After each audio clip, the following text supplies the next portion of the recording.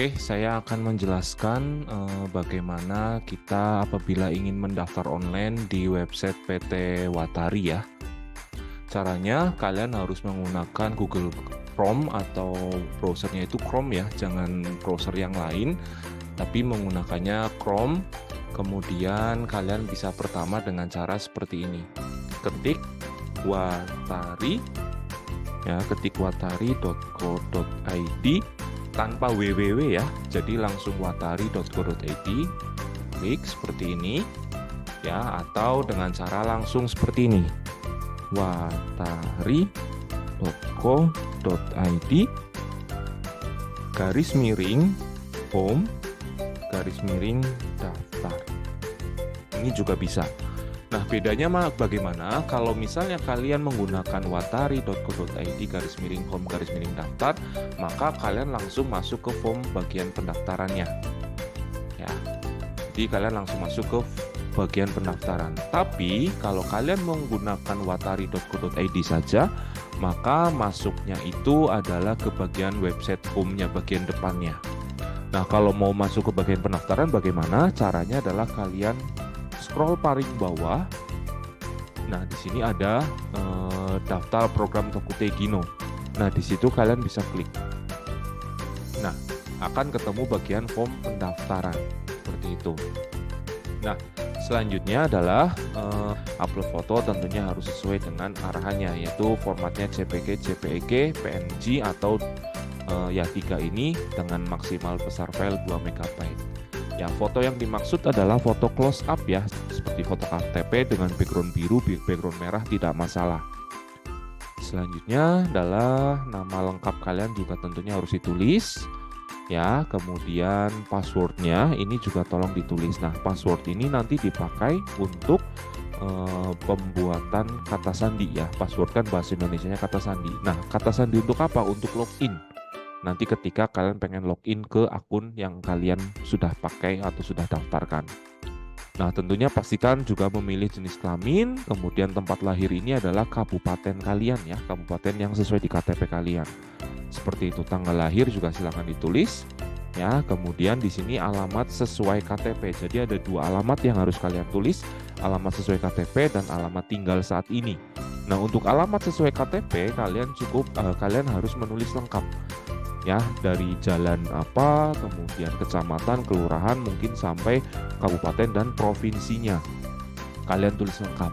Nah, untuk alamat tinggal itu cukup kabupatennya saja, ya, atau kabupaten atau kotanya saja. Misalnya Bogor, ya Medan, atau misalnya Surabaya dan sebagainya. Kemudian tinggi badan, berat badan juga silakan ditulis sesuai aktual kalian saat daftar. Kemudian nomor HP 1 dan 2 itu pada dasarnya tidak harus diisi dua-duanya, salah satu saja. Yang kalau memang kalian punya hanya 1 nomor HP, maka silakan tulis 1 nomor HP saja. Tapi pastikan yang tertulis di sini adalah 1 nomor HP yang bisa ditelepon umum dan tentunya nomor WhatsApp. Jadi kalau kalian punya 1 nomor HP saja, ya pastikan 1 nomor HP tersebut seharusnya yang bisa atau untuk ditelepon umum juga ya, bukan telepon online atau telepon melalui WhatsApp. Plus nomor HP tersebut juga harus terkoneksi dengan WhatsApp. Jadi WhatsApp di sini sifatnya wajib ya. 1 nomor telepon itu tidak apa-apa asalkan ada WhatsApp-nya juga. Seperti itu. Nah, nomor line itu tidak diisi, tidak apa-apa apabila memang kalian tidak memiliki line. Karena memang orang Indonesia kan tidak semuanya menggunakan line. Kemudian akun Facebook itu juga tolong ditulis nama akunnya, ya nama Facebook kamu apa, atau bisa copy paste link untuk Facebooknya. Kemudian alamat email. Nah, alamat email juga ini sangat penting. Ya, alamat email ini tolong pastikan jangan sampai salah ketik, karena kalau sampai salah ketik nanti kalian tidak bisa login atau tidak bisa masuk kembali ketika mau memperbaiki data. Nah, selanjutnya di bagian program pemagangan ini, buat kalian yang pemula atau belum pernah ke Jepang atau belum pernah magang di Jepang, maka bagian bawahnya ini kosongkan saja, tidak perlu diisi. Tapi bagian ininya ditulis belum pernah. Ya, jadi buat kalian yang pemula, belum pernah ke Jepang, belum pernah magang, di bagian bawahnya ini kosongkan saja, ya bagian informasi magangnya kosongkan saja, tapi di bagian program pemagangannya ini pastikan isi belum pernah. Nah, kalau kalian yang memang selesai magang atau eks pemagang, maka silakan sesuai dengan kenyataannya. Misalnya kalian selesai hanya program 1 tahun, memang magangnya 1 tahun, maka silakan program 1 tahun.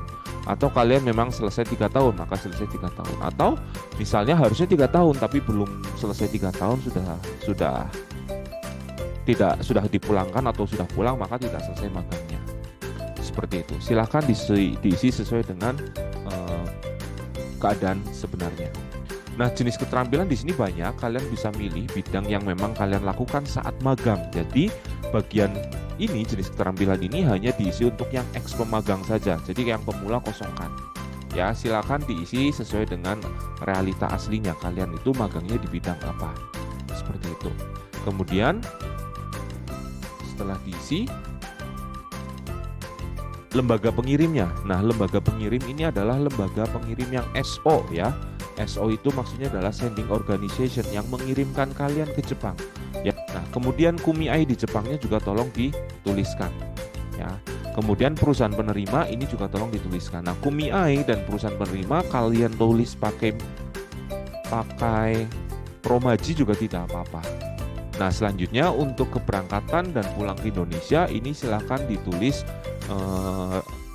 dengan data dari stempel saat di paspor. Kalau kalian buka paspor, kalian pasti akan lihat di beberapa halaman di belakangnya itu ada stempel yang distempel oleh petugas imigrasi saat di bandara, baik di bandara Jepang ataupun bandara Indonesia.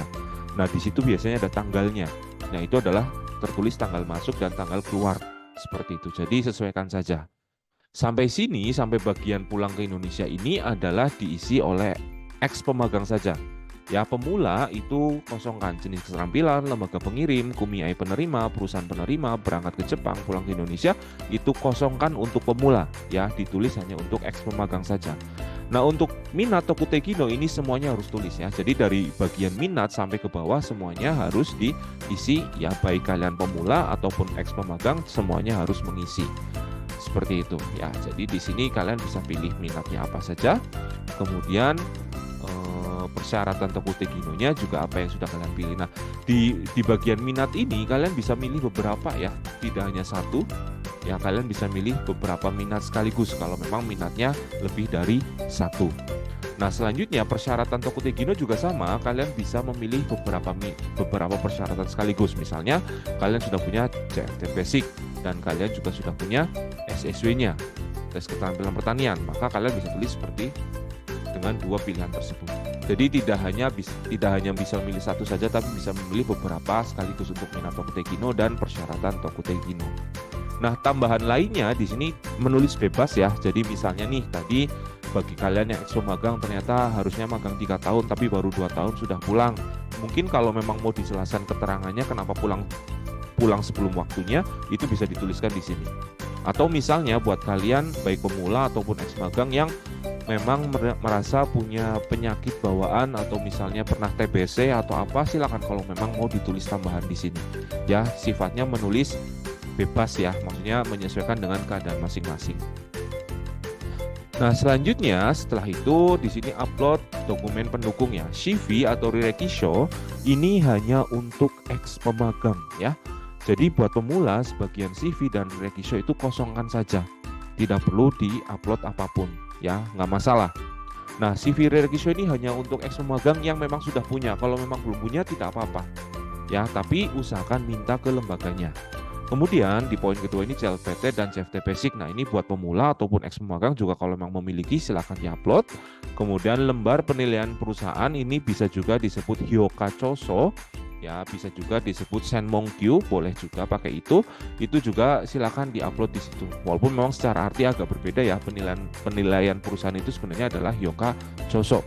Tapi kalau memang mau upload Senmonkyu di poin ketiga ini juga tidak apa-apa.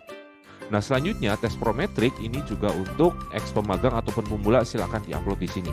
Ya, jadi lembar penilaian dan Rirekisho itu semuanya eks pemagang. Tapi kalau CLPT, kemudian juga tes prometrik, kemudian juga lainnya kalau memang ada, itu sifatnya adalah untuk pemula ataupun eks pemagang. Seperti itu. Kalau semuanya sudah terisi dengan benar ya, pastikan dicek kembali dari atas apakah fotonya sudah terupload atau belum. nama lengkapnya sudah sesuai, password, jenis kelamin, tempat tanggal lahir, tempat dan tanggal lahirnya bagaimana, alamat sesuai KTP-nya sudah lengkap tertulisnya atau belum, alamat tinggalnya sudah cuma kabupaten saja atau belum, tinggi badan, berat badan, nomor HP-nya sudah tertulis dan benar atau tidak, kemudian akun Facebook. Nah, alamat email juga pastikan sudah benar atau tidak. Kemudian di sini buat yang ex pemagang ataupun pemula juga harus sesuaikan mana ya, seperti itu. Kemudian pengisian juga tentang bidang keterampilan, lembaga pengirim, kumai penerima, perusahaan penerima bagi yang ex pemagang itu sudah sesuai atau belum. Kemudian juga terkait pulang ke Indonesia dan berangkat ke Jepangnya itu apakah sudah sesuai atau belum. Kemudian di sini minat Tokutegino-nya bisa dipilih menjadi lebih dari satu, silakan dipilih. Plus persyaratan Tokutegino-nya juga bisa dipilih lebih dari satu, jadi silakan dipilih juga. Nah, tambahan lainnya ini opsional, kalau memang tidak ada yang perlu ditambahkan, tidak perlu diisi juga tidak apa-apa. Kemudian di sini upload sesuai dengan dokumen yang dimiliki ya.